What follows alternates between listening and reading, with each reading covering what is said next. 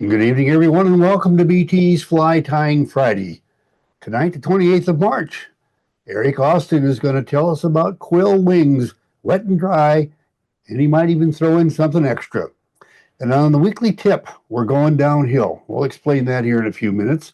We're the BTs from Boise, Idaho, and we are just delighted to be adding my dear friend Eric Austin to the program sheet. And in fact, Eric, we want to make you the spotlighted individual.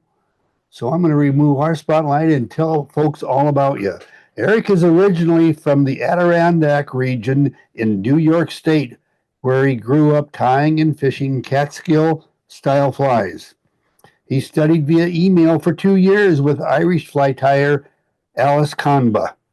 She is a great commercial tyer from Ireland and has been featured at the Irish International Fly Fair in Killyleagh, Ireland. Eric's work has been featured on the cover of Fly Tyer magazine 6 times. Tonight, join us in welcoming our good friend um, Eric, and the vice is all yours. Go for Right. it, Eric. Thank you. Thank you, Al. Wanted to talk a little bit tonight about Ray Bergman. Uh, Ray Bergman, I grew up in the 60s uh, fly fishing and spent a lot of time at our library in the fly fishing section, which we had in Plattsburgh, New York, where I'm from. We had a great set of books, some British stuff. It was wonderful. And I just worshiped Ray Bergman, still do. And in those days, I couldn't tie the wet flies, but I could tie dry flies, and not very well. But uh, when I got into fly fishing again later on in life, after my teen years in Plattsburgh, I decided I really needed to master those wings. So we're going to talk about quill wings. And another thing I want to talk about tonight a little bit is a difference I see in the Ray Bergman style. I'm going to call it the Ray Bergman style of dry fly for sake of argument. I'll call it a New York City style of dry fly. And that's the style you see in books all the time. Um, Proportions like 1.5 times the gap is the hackle length and so forth. And how that differs from the Catskill style of dry fly. And it differs considerably. So we'll look at that. And in order to show this stuff, I'm going to tie a couple flies out, both Royal Coachman. And I'm going to do the wet version first. And here's a recipe for that. And it's, a mustad or any wet fly hook. It says here 4 to 16. Honestly, 6, 8, 10, and 12, I would say would be reasonable sizes for the wet fly. The dry fly is just tied on a standard dry fly hook, and I'll talk more about that when we get to the dry fly section. Um, Thread, any 70 denier thread. It can be red if you're a stickler, uh, and black. I'm just going to tie it with all black thread tonight. Um, you could even tie it with a white body if you wanted to. You could use it for white and then black at the head. Um, it's been done a lot of ways, but back in Ray Bergman's time, it was pretty much black thread. I'm very confident when I say that. The tip, small, flat gold tinsel. Um, Ray Bergman called this the tip. We would call it in the salmon fly world. It's a tag. He differentiated between the tip and the tag, and he called the first uh, set of peacock herl in this fly the the tag. And I'll show you. He would call that peacock herl at the back a tag. Um, to be honest, I've never tied the wet or the dry fly with the flat gold tinsel, but I'm going to do so in this case because both pictures in Bergman's book Trout from 1938 uh, show that, and they also show the tail tilting up a little bit, which is a natural result of uh, of that. And I'll show you one here that has the tag. This is done in the Bergman's style of the way he tied dry flies, which is an unusual way. And this is more in the Catskill style. Um, and this is the wet fly. Go back here one more time. You know, what I've never known how to handle the body, the verbiage for the body of this fly. I think Bergman says something like peacock herl and red floss or something to that effect. To me, in the salmon fly world, um, the very this peacock herl at the end would be called a butt, and the peacock herl up front would be called a joint. So there's all kinds of terminology flying around for this stuff. Ray Bergman, just so you know, was the only one who ever said tip for anything. With everybody else, it's tag. Um, all the British stuff is they talk about a tag. Nobody talks about a tip ever. Hackles very sparse on both the wet and the dry fly, the way Bergman did them. Um, and then the wings are slips from uh, quill feathers from the duck, goose, white duck, goose, or swan. And that's to differentiate them from secondary feathers, or these are the main primary feathers. And I've got a wet fly hook here. We'll start with the wet fly. And I both the hackle and the wing go up here on about the first, I don't know, you leave a space of about 3/16 of an inch to a quarter of an inch up front there. And it's important to start there because later on you'll need that as a reference for your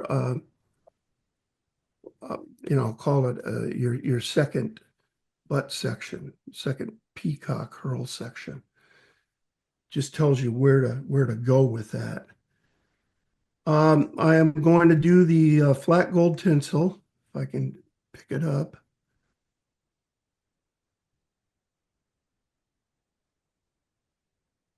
For the tag on this.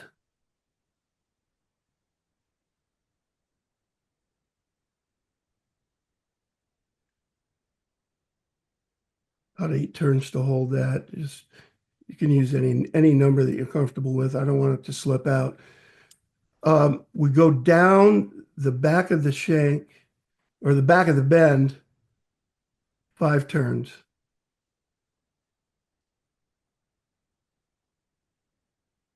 And then back up 5 turns.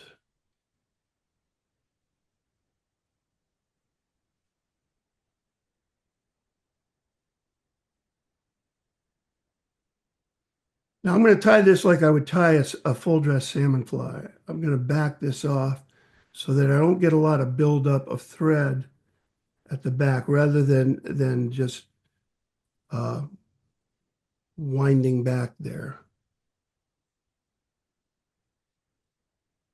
And I'm going to tie all my butt ends of materials off underneath the hook.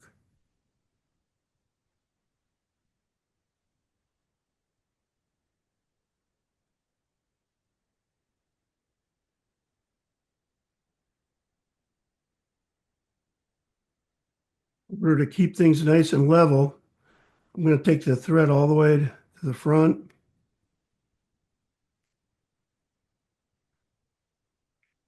All the way back.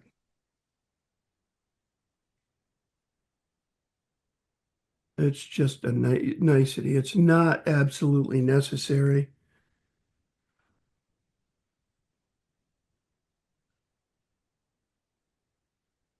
So golden pheasant tippet. Now, there was a book. I want to talk about the Family Circle book for a second. There was a magazine article in Family Circle magazine in the 50s that had some Bergman flies in it, and had a bunch of William Mills flies. That's the concern in New York that Bergman tied for.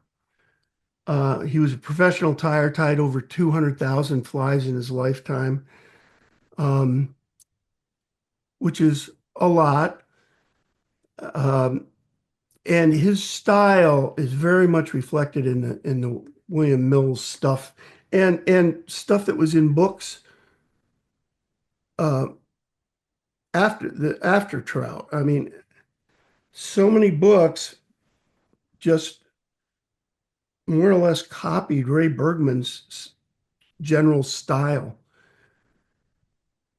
The tail, they have the tail being 3 to 4 fibers. Well, and that was certainly the case if you look at the pictures of Bergman's flies, but I've never tied that few.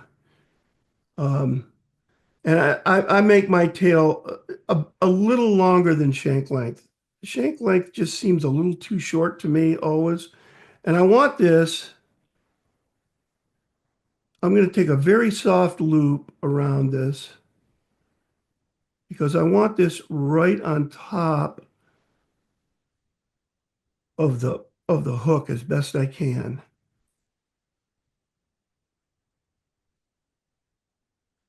And I'm not quite far enough over here.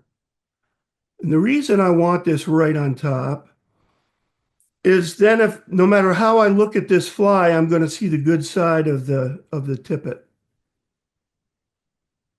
The underside, and unless I'm a fish and I'm looking at the bottom, the underside is a lighter color. I'm just going to let this go at that.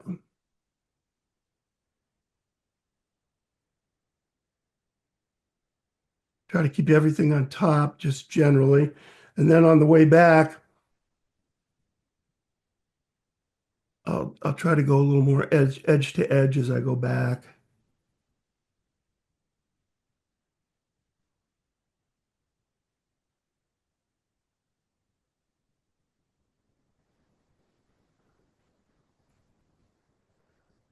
And I want these tails to tilt up a little bit, and they are, so I'm going to leave that alone.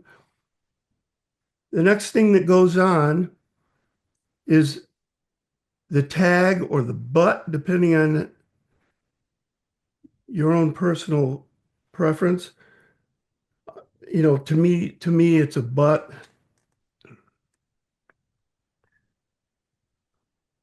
You strip off a little bit of the stem. I like to tie this in using the right angle technique.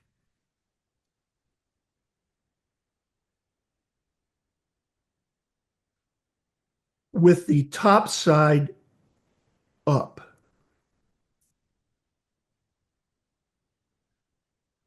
That way, when I wrap it,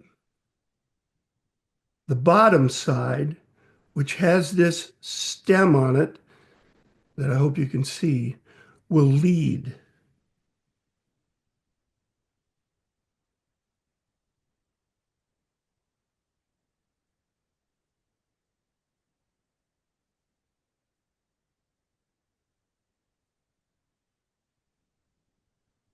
And that results in a nice, tight butt.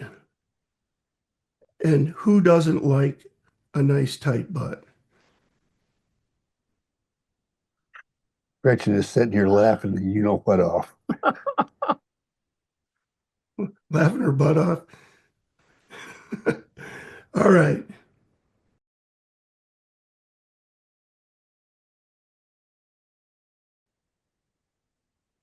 And by the way, there are lots of ways of handling this peacock herl and this. Um, the Family Circle magazine shows tying two pieces of peacock herl and this in it, to start with, and working your way forward using both pieces to create uh, a robust but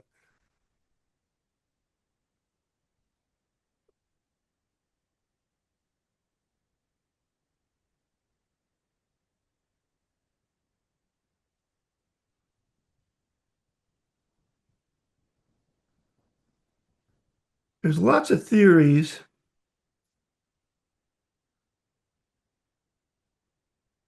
about why fish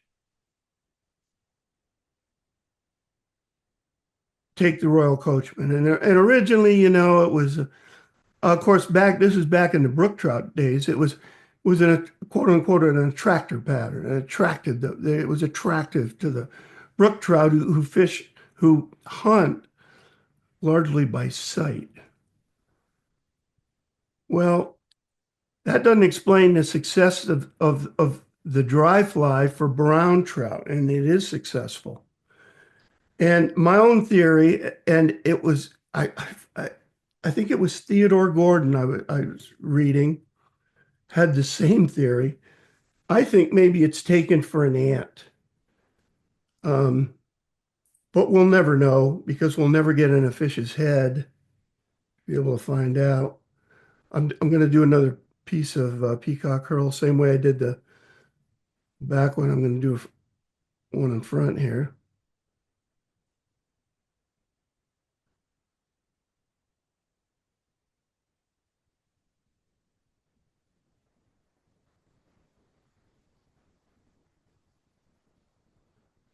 Hmm,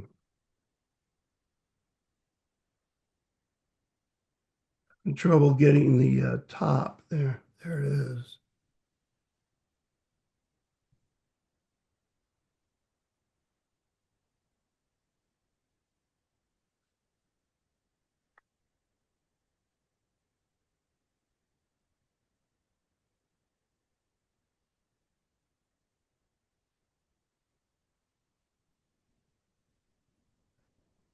So again, I'm going to make sure the stem is leading.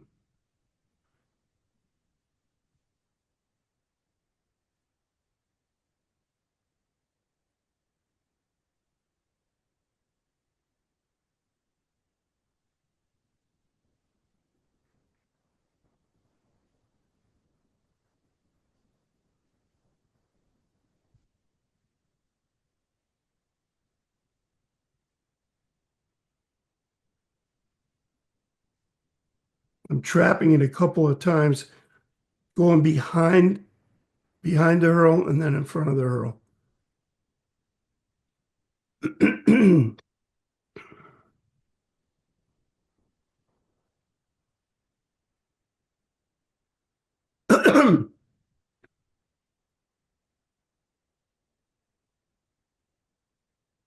Next thing to go on is a piece of brown hackle, and you'll see Coachman brown hackle, which for whatever reason is darker.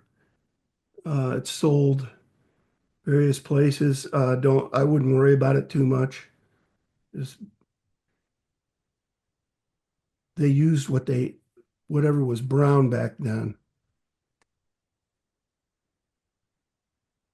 I'm going to tie this in by the tip, and you want to select it so that the hackle, after it's wound, will extend from, in here somewhere to just beyond the point of the hook if you want to do it like Ray Bergman did.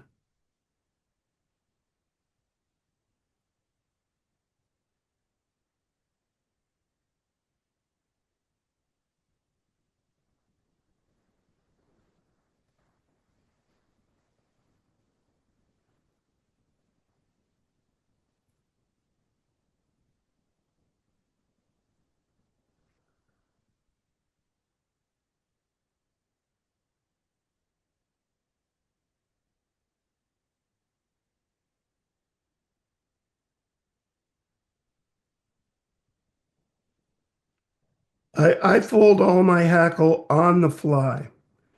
Yes, you can fold it ahead of time, but I find that to be a pain.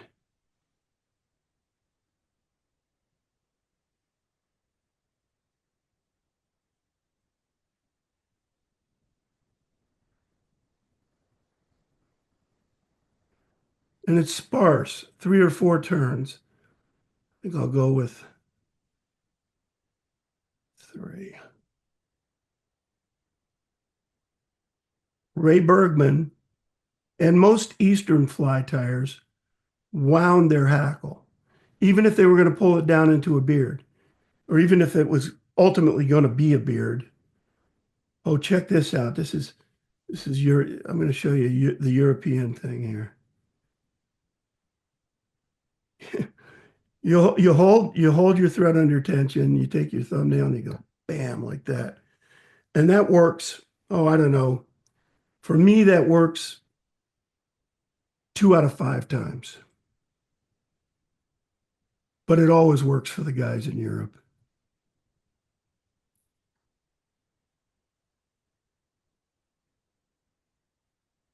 I had a stray on there I wanted to get rid of.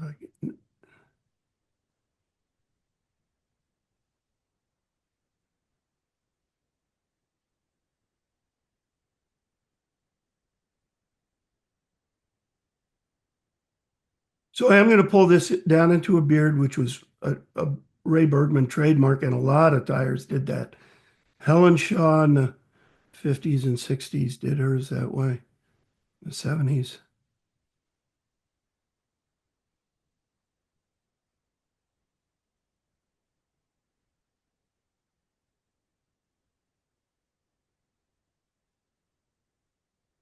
The DeFeo method, or you know, there are other methods for putting on wet fly hackle. Where you just take a bunch of hackle and put it underneath the hook and tie it in that way. You can take two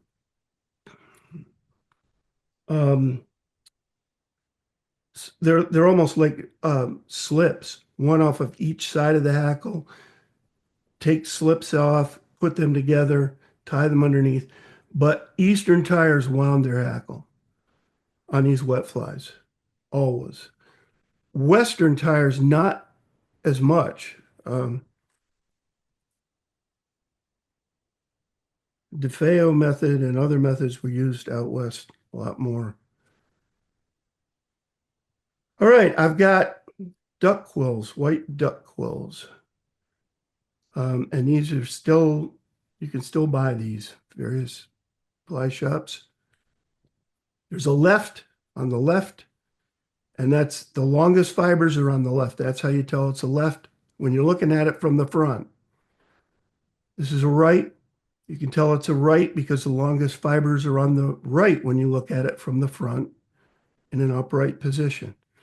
You can tell the front from the back by the fact that the back, and it's going to be nearly impossible to see here because of the lighting, but the back has a little bit of a split towards the bottom that you can always, so it's pretty easy to identify. I'm going to cut a slip, and Ray Bergman says 1/4 of an inch in his tying instructions in trout. And by the way, there are tying instructions in trout. I heard somebody say or read it somewhere that there were no tying instructions in trout, and that is not true. Even the first edition had tying instructions. And he tells you exactly how he wants you to tie these. And the way he did them was tips up and tips together, concave sides together. So here's the tip in question right here. And so you want these to be tips up and tips together. And they need to be 1/4 of an inch wide. And it just so happens that this hook The gap is 1/4 of an inch, so we'll see if we're in the ballpark. And yeah, it looks like we are. Now, the wider you make these, the the harder, the more difficult they are, I think, to put on successfully. And I've always thought that ones with that weren't quite this wide were fished a little better. Um, Now that could easily be in my head, but regardless, we're going to do this the way Ray Bergman might have. And a lot of the flies I bought in the 60s, wet flies, had really nice wide wings. I mean, they were pretty gorgeous. A lot of the stuff I was buying in those days. Right now, I'm trying to even this up and get the two to, and you'll get this. I mean, there's no such thing as a matched pair of wings. So you just want to even them up as best you can. And I don't strip off any more than one fiber at a time. Maybe two, but typically one. It makes a big difference. This is I normally do this on my knee, and I realize you're not able to see a lot of what I'm doing here, but I'm just stripping off a fiber. We'll go ahead and tie this on at this point.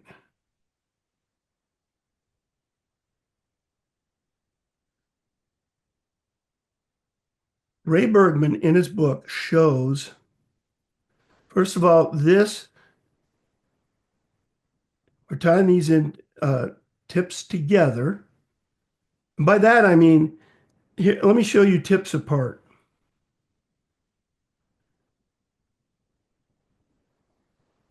This is tips up and tips apart.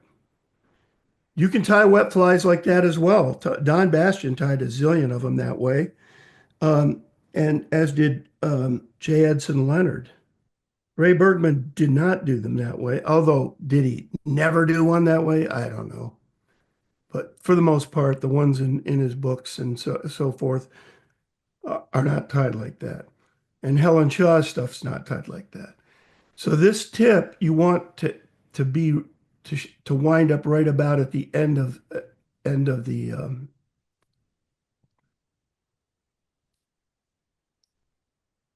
end of the entire hook. And he shows starting out level, holding these above the hook shank. He's not straddling anything to begin with.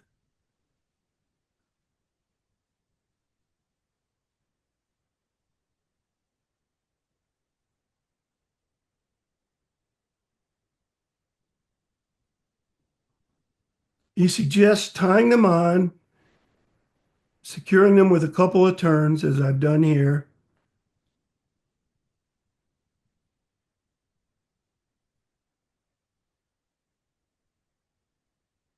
Getting them oriented.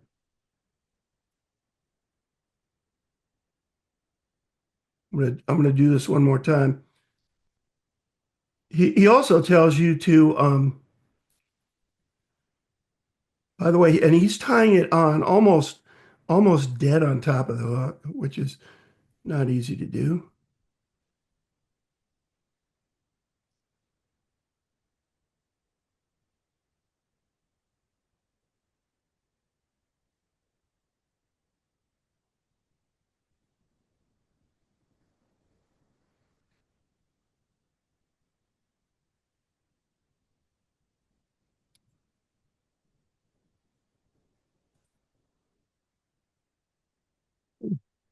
Yeah, it's on pretty well.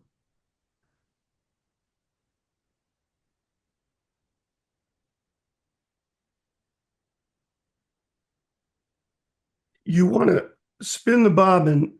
If I look at the tip, it's going counterclockwise. In other words, what I'm doing is tightening the thread up and making it strong, twisting the thread up. Because I'm going to start down here at the eye and I'm going to work my way up with forceful, hard wraps.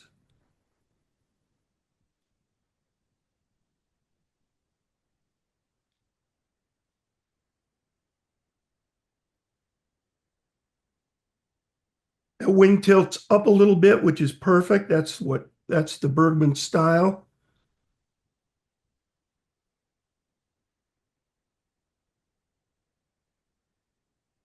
If it's not quite where you want it, wrench it around.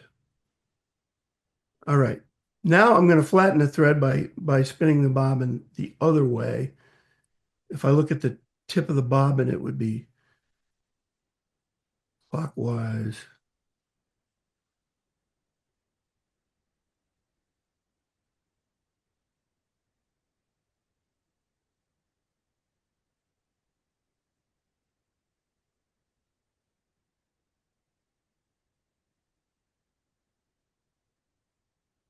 If it winds up being about a 6-turn whip finish, you've done your job. Normally, at this point, I would put on a penetrating coat of something, but I won't in this case. I'm just going to use what would this is Healthy Hoof. It's like a Sally Hansen's, just to put a little shine on it.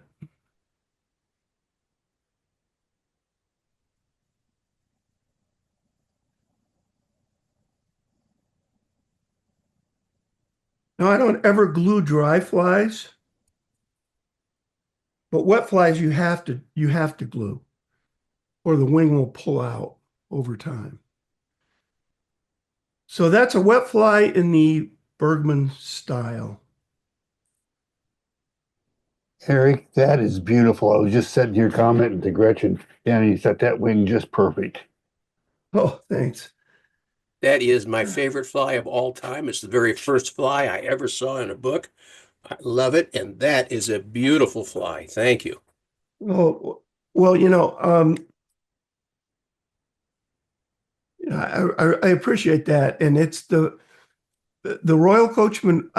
When I first started fly fishing, well, I didn't actually have a fly rod, but I desperately wanted to fly fish it, so I bought two flies, and I bought a Royal Coachman wet fly like the one I just tied, and then the other fly was a Quill Gordon, and I bought the Royal Coachman because it was the coolest looking, and I bought the Quill Gordon because it had the coolest name, and that is everything I knew about fly fishing when I Eric, started. I have a question for you. I noticed you didn't use any kind of liquid when you went to compress the fibers on that wing. Do you ever do that as a way of helping it kind of collapse better? I've never done that. Never have. Okay. That doesn't make it wrong. I know Wayne Llewellyn did that. Um, I get pretty small heads. The only, I had a great criticism of a critique of one of my of I had a number of salmon flies out in the Catskills, on display. And Joe Fox, he's Mary Deddy's grandson, came by and he said they're great. He said, but I just have one criticism. I said, yeah, what is that? And he said, the heads are way too small. I said, yeah, I agree completely. Um, the quest for the ultra small head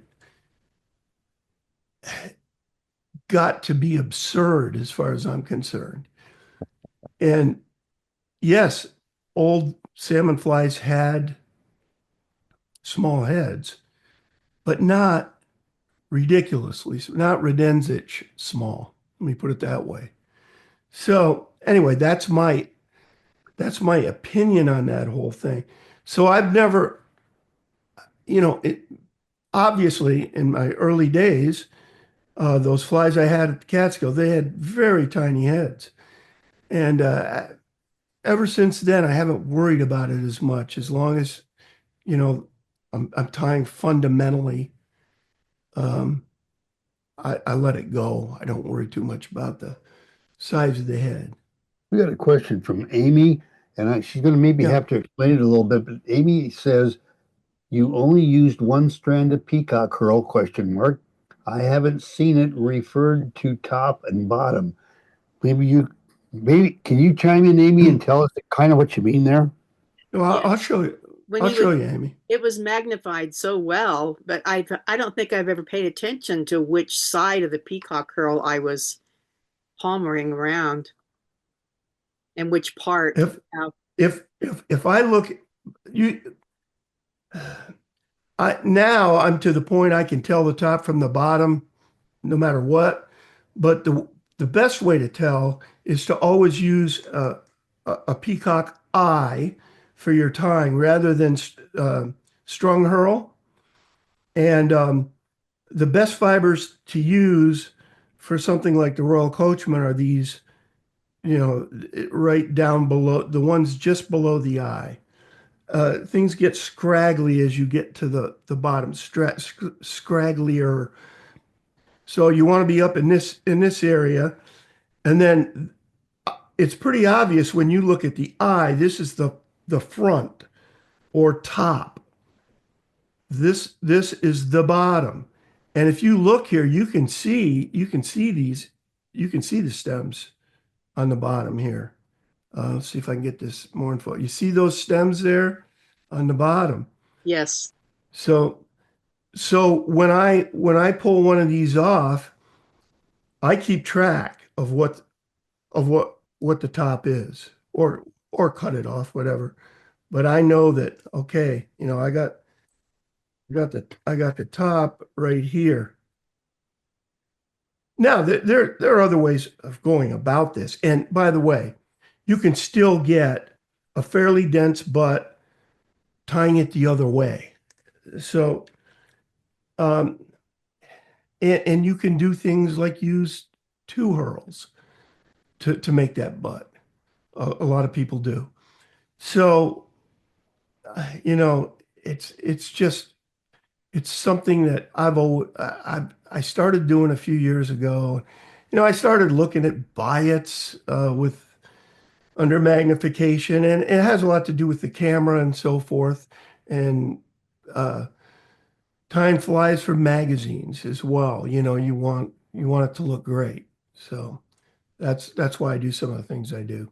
It's aesthetics. It has nothing to do with fishing, really, to be honest. Any other Anyhow, I questions for better. Eric before he moves on? Oh, all yours, Eric. All right. Now we'll do the dry. And Ray Bergman tied the dry almost exactly like he tied the wet. Now he was a commercial tire, a professional tire. Um, and in those days, there were some books from Great Britain and some stuff, but he was pretty much self-taught. Everybody was. Everybody in 60s and 70s. Even though, he lived close to New York City, he didn't live in the Catskills, for instance.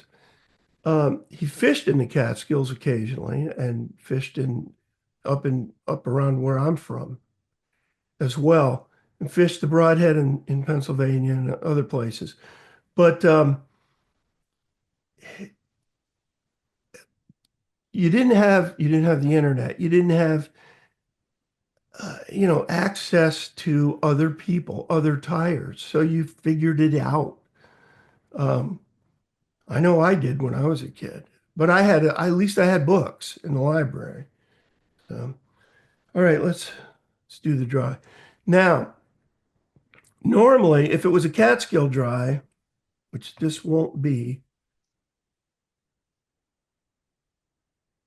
I would start the thread pretty close, but because of the way this fly is going to be constructed, I'm going to start it just like where I started the wet fly at about the 1/3 mark on the hook.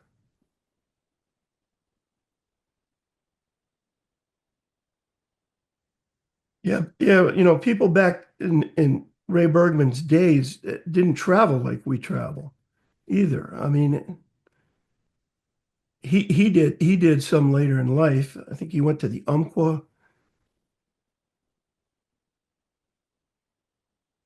Ordinarily, I would never put this tag on a dry fly because with dry flies, I'm obsessed with weight. This is why I never put any glue on a dry fly. Now, there's lots of different philosophies out there. Lots of guys want to be able to catch, 10 fish on one fly. I'm not that guy. I got a lot of flies.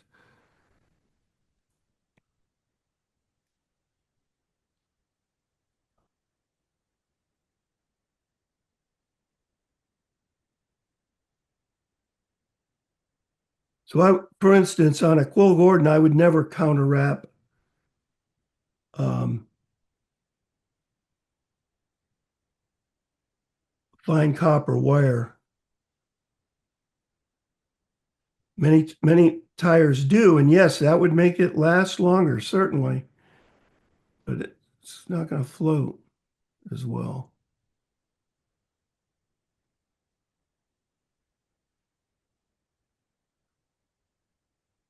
But each to his own. I mean, if fly durability is very important to you, you should do that, or you should coat it with Sally Hansen's or whatever you want to do.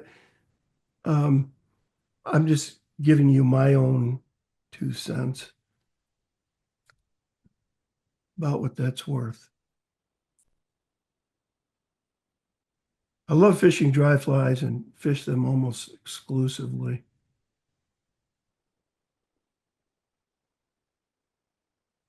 I want to talk about the hooks for a second. Even a TMCO 100 does not have as long a shank as what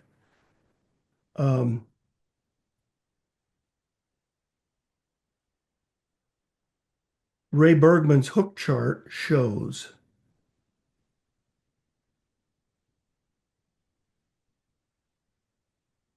In his book. I know because I measured. In other words, I'm tying this on a size 12.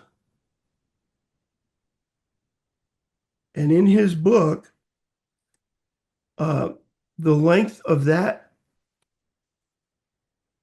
the shank on the hooks he used, which I believe were all cuts, because I've had some with long shanks, a full size longer than this.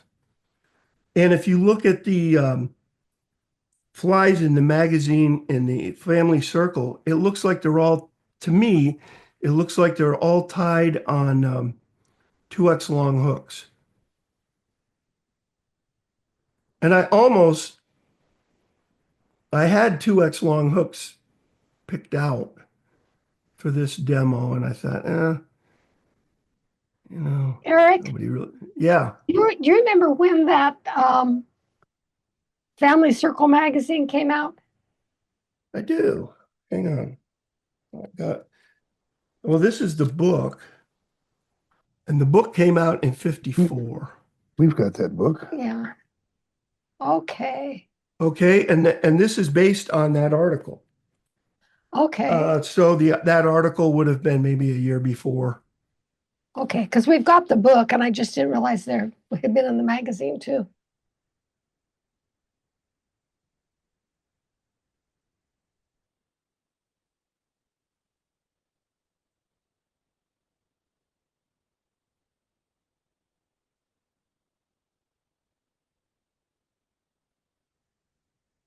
Okay, so once again, here's my peacock curl. I'm gonna cut a piece off here. I'm gonna strip it out, but I'm keeping track of the top. The top is facing me as I tie this in, with using the right angle technique. And you want to try to keep it there. Sometimes it'll flip on you. This one's flipping like crazy.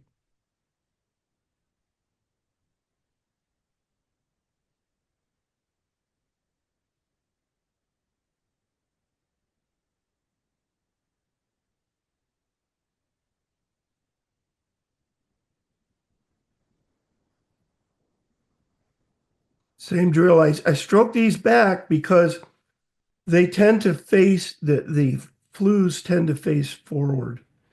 I want them more upright.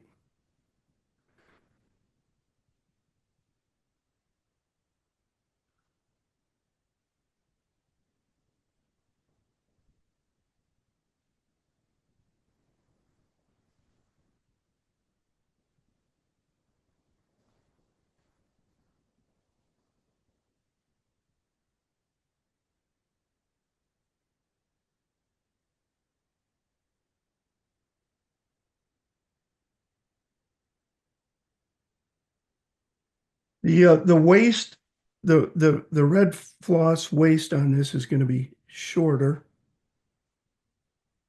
By the way, I'm using one strand of Danville 4-strand floss. And Ray Bergman did not like silk floss at all. And he never tied with it.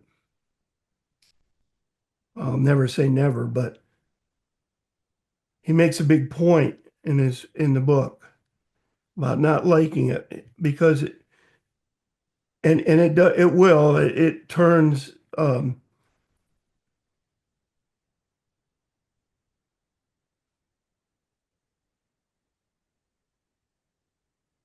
darker in the water. Back then, they had this stuff called acetate floss, which I've used. I don't know that I've ever used floss that's more miserable to work with than acetate.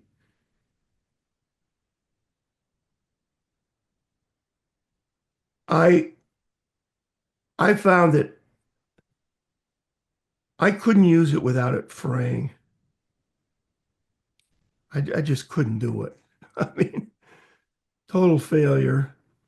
No matter what I did. Now, I never tried silk gloves, that might have worked. I didn't have them at the time. I'll use it. The remains of the one I just pulled off of there. When I'm tying things in with the right angle technique, I always spin the bobbin up, twist it up, tighten it, so that the loop will fall to the left.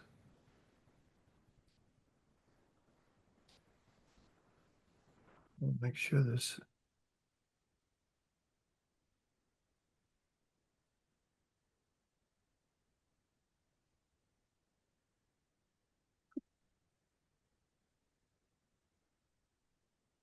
You can finagle this around. I just twisted it around to make it work, and it wasn't working.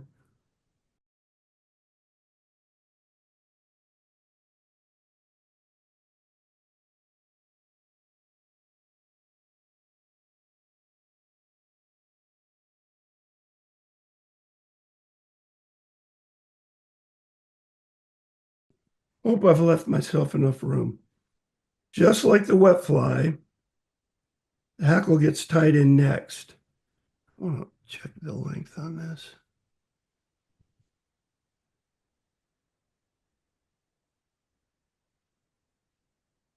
That'll be all right.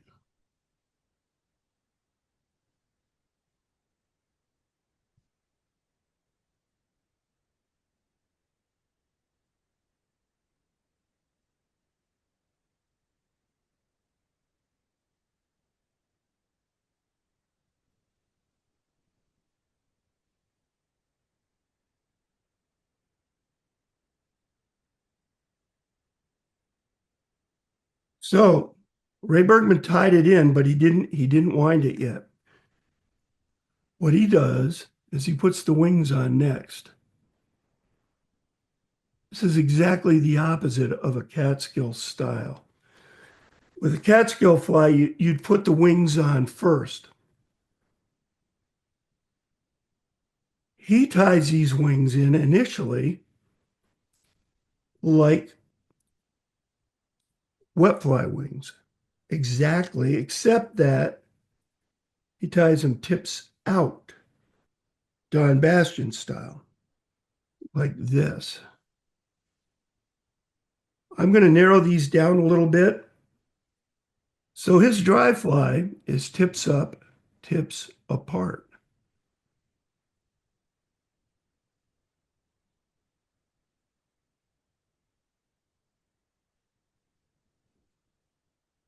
Ties them in exactly the same way.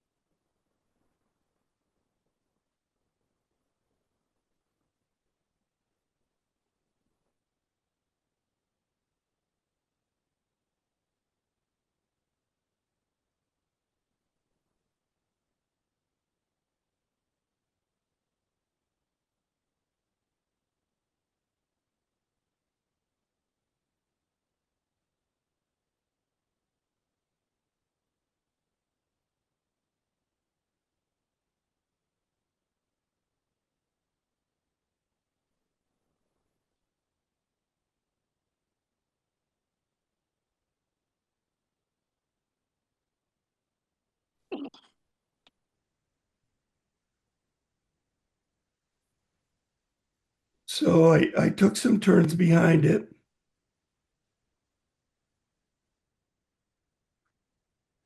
While you're taking that sip of water, David wants to know if you have ever used Ray Bergman's floating recipe. Oh yeah. By the way, the old floating, the old floating, we used to use the white gas based stuff. Man, that was some of the best floating ever. The stuff that left an oil slick on the top of the water that was environmentally unsound, and man, that would float a fly much better than anything made today, in my humble opinion. A hackled fly, and that's all we had in those days.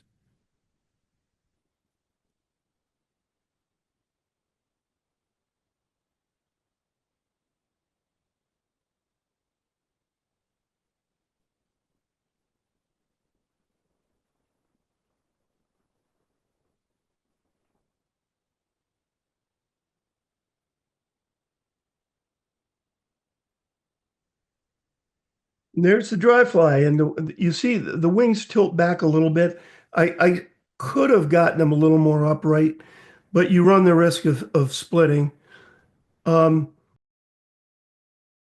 and these wings maybe are a little high. They probably are. I tend to do that. And I tie high wings anyway, but regardless, uh, Bergman's hackle. I mean, this hackle's probably a little long too, but Bergman's hackle was typically 1.5 to 2 inches, but mostly 1.5, or 1.5 times, not inches, times the gap of the hook. Whereas this is probably twice, probably 2. Catskill's more 2 to 2.5, that style. Their wings were a little further back than this as well. These wings, because of the way the body's done, wind up being more towards the front of the fly than catskill wings, style wings. There's subtle differences. Um, Catskill flies have a little longer tails, which I personally like. But regardless, that's a Ray Bergman Royal Coachman. Whether you like Very the wing similar. length or not, Eric, that's about as good as they get. That's really beautiful. Well, I appreciate it. Thank you. Questions for Eric? Well done, Eric. A beautiful fly. Who said that? Lou? Yeah, Thank you, Lou. yeah, I'm a big fan. I still have some of Bergman's hooks, and you were right. The blue labels are too extra long. I'm sorry, I've run a little late. I I'd like to tie one more. This is an actual ant. and it's an ant that I fish all the time. It's a real quick fly. And, you know, I'm always tying these flies that are kind of hard, or they're hard for me anyway. And I thought I'd really like to do something easy. And this is an easy one, but man, this fly is fabulous. For as dumb as it is just, I call this is not, by the way, this is not my fly. This is a guide fly. And my friend Dean Umamoto introduced me to this fly. It was tied by a guide he, I think, had on the Green River. Mark James or James Mark or something like that. Anyway, Dean showed me this particular ant and what he liked about it. And I immediately tied some, and man, I just love this fly. And I tie it in a beetle as well, same exact fly. This foam is 2 millimeter foam, and it's cut 2 millimeters, so it's square. So it's 2 millimeter by 2 millimeter by a couple of inches long. And this is size 18 hook, which is the size I like for this is a flat water fly that you fish literally blind. I mean, I don't put an indicator on this, nothing. You can't see it at all. Guides would hate this fly. It's not a fly that you want to have on a float. But if you want the most effective ant I've ever used by a mile, tie this one. And here's the secret. You got to take the foam down the bend. Okay. I cut a little, point in this stuff, and then tied it in the length of the hook here. And then I'm going to take the thread pretty much edge to edge, because I want to bind everything down really well to the halfway point on the shank. It's about there.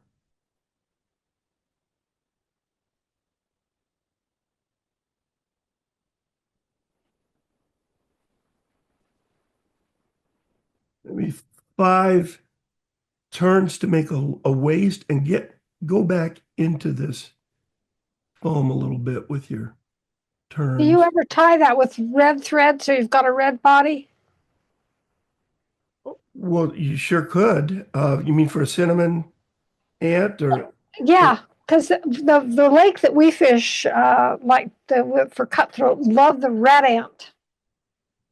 I know, and you know, Henry's Fork, they love they've got a cinnamon ant there that this wouldn't work for. This and where I've had the best success with this one has been in the East and the Midwest. And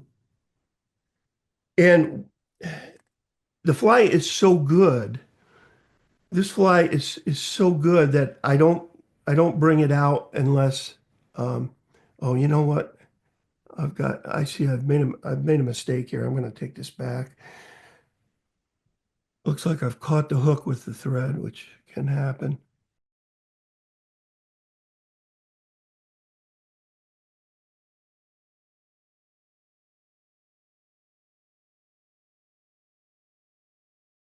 But the way I use this fly, and it's always on flat water, and it's always for really tough fish, and fish that have kicked my butt. All right, and I've tried matching the hatch, and I've tried this, and I've tried that, and nothing has worked. So I drag this thing out. I call it the last resort. Now that's not the real name of the fly. I don't know it's just an ant, but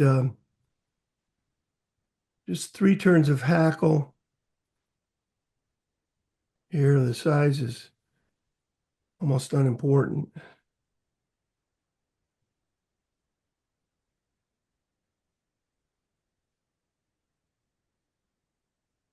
Just to give the illusion of some legs and some activity. I'm just going to trap this a few times.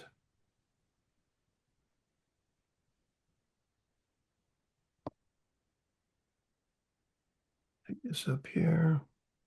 I don't know what this is, but well, just about all the way to the eye. Push this back just a touch.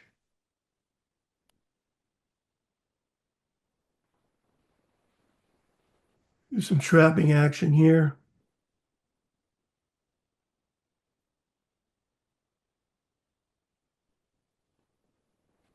Return whip finish. Put your scissors up against the eye. Straight across. And then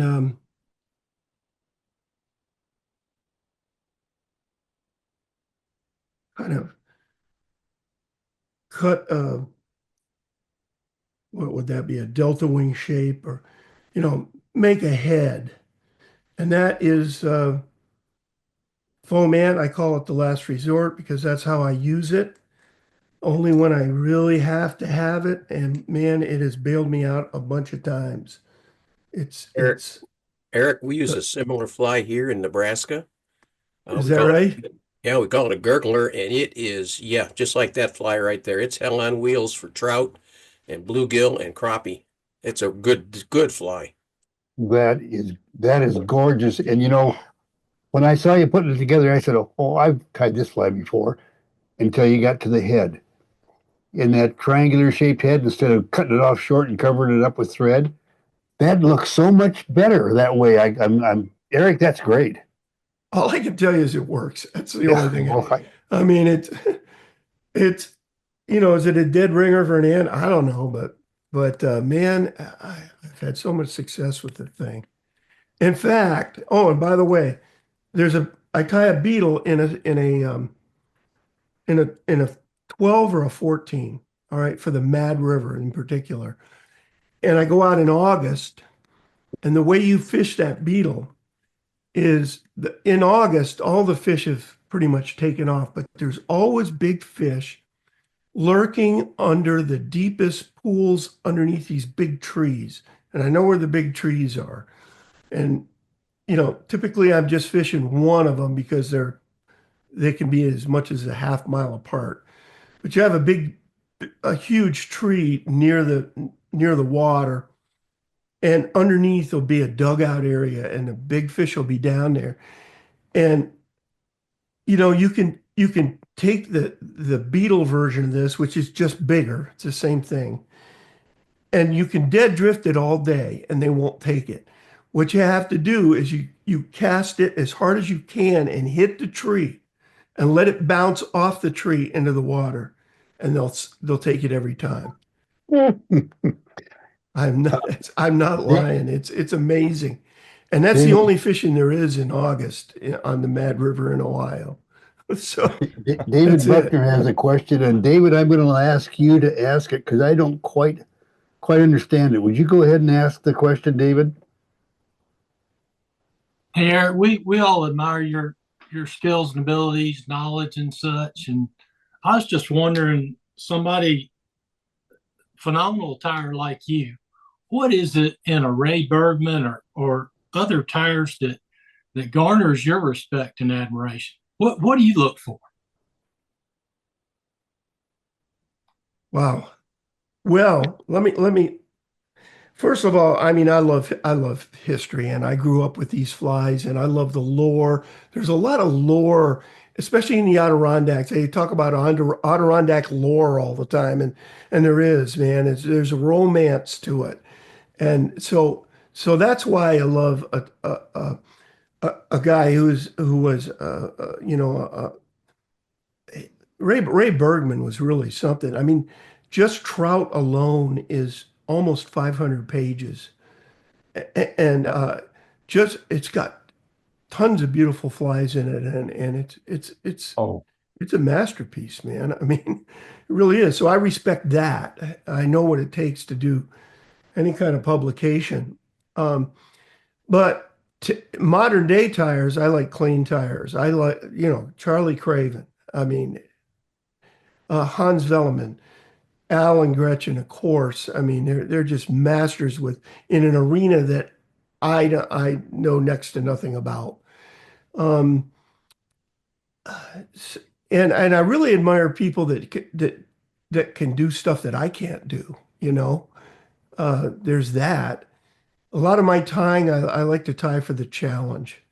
In other words, the harder it is, and the more miserable I am, the happier I get. I can't. I don't understand it myself. So what are you, a glutton for punishment? Gretchen's sitting here laughing. Well, what off? I got to tell you something. One of the things that you made me think about tonight was I never thought about how did my dad learn to tie. He lived in Boise, Idaho. Well, he was in Klamath, Oregon during the war, but in the 40s and 50s. Where did he learn to tie? That's and some of these people you don't know, like all it takes, of course, is one other tire. I didn't have that when I was a kid. I didn't have the one other tire. Fran Betters, I knew, was over in Wilmington, but in New York, you couldn't drive until you were 17. And so, and Wilmington might as well have been on Mars. I got there every once in a while, but if Fran would be in the shop and he'd be busy and I don't really want to bother him. I was kind of shy and I don't know. So all I had were books, and books don't cut it. I didn't start to get halfway decent as a tire until the internet, really. And that's well, I know Dad didn't even have books because the 40s. I mean, in Boise, I mean, you talk about self-taught. These people were self-taught. Carrie Stevens, although she did have Black Ghost guy, Len Welch, Leonard Welch, right? Or no, Herbie Welch. Herbie Welch. She had Herbie Welch had a shop across the lake or something. And so he probably, at least got her started. But yeah, how did she do it? I mean, she's completely self-taught. So Eric, I have a question about quills in general.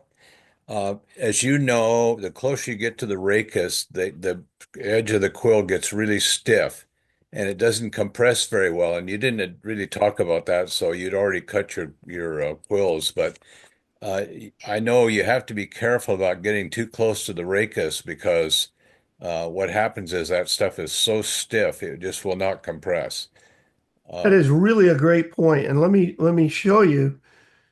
I'll show everybody here. There's this line that goes up here. And the only usable part of this feather, if I were to cut a slip off of this, the only usable part is from the end of that line out to the tip. Okay, so by the time you get up here, you got next to nothing to work with. You see this faint line goes through here. This is on the back. I'm looking at the back of the feather. So when you're selecting feathers, you'll get 4 in a pack or whatever, and you're going to need 30 packs to get some decent ones that have good length from here to here, not from the stem to here, but some of these, this line will be way out to here. And the whole feather's unusable. Very good. So that's Thank you. Really good point. Thank you. Because I know it's particularly prevalent in Atlantic tying. You get too close to the rachis and you're done. Forget it. Oh yeah, definitely. And you can't tie it in on that thick stuff. It has to be tied in on the finer. So strand length is just like in Atlantic salmon fly tying. It's everything, Yeah. Thank you very much, Eric. That lovely job. Lovely as always. Eric, it was just absolutely an awesome job. We always we look forward to your presentations, and never do you leave us wanting more, except more for you to do. But perfect presentation. Thank you. All right. Well, folks, it's time now to take a look at the tip of the week. We're going to talk about LaFontaine's slippery slope. And what do we mean by that? Well, I'm going to show you something that I have in the vise. It's not even really a fly, it's just some materials I threw on the hook with a problem. And the problem is, you're looking at right here, is I've got this finished. I put on a body of peacock and some rib and a little tag and all that stuff. And Eric was talking about small heads and big heads and all that kind of stuff just a few minutes ago. And I want you to notice that this one don't have much of a head. In fact, this is the kind of thing that happens to people often. Now it comes time, let's just say for argument's sake that I had finished this fly. I actually whip finished it off. And now it's time to put some glue on that thing. Oh my gosh, talk about you try to drop glue down into that little slot right there, and you're going to end up with it all over the barbs there of that hackle out there, with a mess. Well, I'm going to show you a LaFontaine trick. And in fact, I started tying an awful lot of my bead heads after he showed me this simple little trick. I think you'd call them not a head so much as you'd call it a collar, but a smaller collar in this area right here where I'm wrapping right there now. Got a couple of turns. And what we're going to do is, rather than placing the glue directly on top of the thread, we're going to place it on the bead, and then as we do our whip finish, we're going to drag the thread across the bead and pull the glue down into the wraps. And one of the things that I want to point out before I put the glue up here, because once I get the glue up there, I got to get to work real quick because I'm going to have a problem, is you want to put the glue down slightly on the downhill side here, not in the center. Because if you put it in the center, some of it's going to run in the direction you want it to go, and some of it's going to end up right there. And, well, you can figure out what we'd be doing. You'd be probably taking a hook of another fly and trying to clean that thing out on the river when you were trying to fish it. But let's just take and quickly switch glasses here and use the LaFontaine method. Let me get my whip finish tool here, because you don't want to dawdle with this thing when you do it. Just put a little bit of glue right there. Push that aside. Whip finish. Right through there. Right through there. You're done and glued. Very cool. Thank you, Gary. I sure appreciate it. Let me put the glue back on this lid on this glue before I have a mess. Anyway, and there is just a very, very simple trick from our buddy Gary LaFontaine. Any questions? I cheat, Al. What I do is I use, and Eric will kill me for even saying this, but I put super glue on the thread. Just a short, like less than an inch, a half inch of super glue on the thread. And I won't kill you. I do the same thing. I do that too, especially on the ones that don't have a bead. With the bead, it's so handy. I just do the bead. But trying to keep, I know you have never had this happen to you, but sometimes when I put the super glue on the thread, I get my whip finish tool too close, and well, you can figure out the mess that I got to deal with. I mean, yeah, just and it can happen. I agree. It does. I know the reason I mentioned it is because if there's a way to screw it up, I'll figure it out. Anyway, moving right along from that, you've got a tip. Is it the answer for everything? Absolutely not. But it's something you add to your bag of tricks so that we can use them when you need them. But right now, we're going to get to the area we call sharing. Yes, folks, it's the time for sharing on BT's Fly Tying Friday. And that's when members of the audience share with us. And to start out tonight, well, I'm going to start out with this. Last week, we showed and shared with all of you. Let me come back to this for just a minute. One of these in which we would, there we go, in which we would share flies with people. And you'd hold it up there, and in fact, you're looking at a LaFontaine double wing right there. Anyway, really a cool idea. Well, one of the things that I just love about this group here is the great ideas that come from all of them. In fact, we've been writing a magazine article for Fly Tire Magazine for more than 20 years, and I would say at least a good 50 to 60% of the tips come from people like you and people like Mike. And Michael shared this with us. He sent us this picture on the right, and he used his computer to do this drawing of something that he does just a little bit different. And he replaced the hackle pliers that I use with a plunger style hackle pliers. If you look at the picture right next to my head, you can see it's just those black rubber sure grip hackle pliers, and he's got the plunger type. I like that better. It's a lot better. And if you look to the right, it's mounted there. Now, Michael, I am going to add you in side by side here with this, so that you can kind of tell us just a little bit about how you build this thing. Okay, well, I was just all excited when I saw that when you showed that to us last week, because I host a weekly fly tying group for Sierra Pacific fly fishers, and we've got people tying in person and also on Zoom. And very often, the people that are on Zoom want to share their flies, and the problem is they're holding something up, and it's wiggling all over the damn place, and we really can't see what's going on. And when I saw what you had, that inspired me. So here's what I did. Okay, I made this with two different backgrounds. If if I've got a light fly, I'll leave the black background on there, and I can take that off. And if I've got a darker fly, just put on take off the black background, and use light background. And it just works out very, very nicely. Okay, this was the lighting in here is terrible. Yeah, but that's pretty good right there. Looking pretty good. Yes, that's the ones you eat out of those doggone crazy balls that you throw in the pool, isn't Okay, it? there's the pool toy, and there's a San Juan worm on a kind of like a little bit of a jig, So Anything else you want to share, Jeff?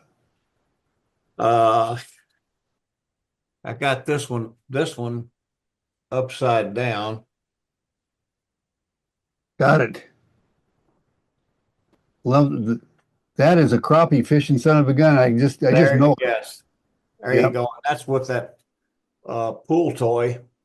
For $1.25, you've got a lifetime supply. I'd like to ask Mike a question about how you mounted the plunger, the little circuit breaker tool vertically. How'd you mount that? Hot melt glue. Al, why don't you put the, share that with everybody. Take a screenshot of that, and that kind of explains what I did.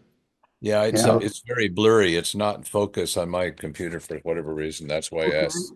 If you want to, I can send you a copy of that PDF if you want. And Okay, that'd be great.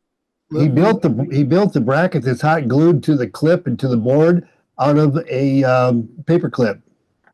Oh, okay. Well, that's close enough. Hey, folks, thanks so much for joining us. For now, it's a wrap. Until next time, take care.